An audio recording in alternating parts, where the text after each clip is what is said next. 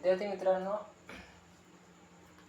नफा तोटा सिरीजमध्ये टाईप 20. एका दुकानदाराला 240 वस्तू विकल्यानंतर 60 वस्तूंच्या विक्री किमती एवढा तोटा होतो, तर त्याला किती टक्के तोटा होईल? आपण x मानू 240 आणि y मानू 60. सूत्र काय याचं? y upon y plus x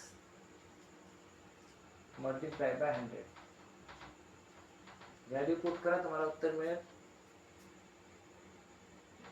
60 upon 240 अधिक 60 गुणिले 100, 60 अपॉन 300 गुणिले 100, 0 0 कॅन्सल,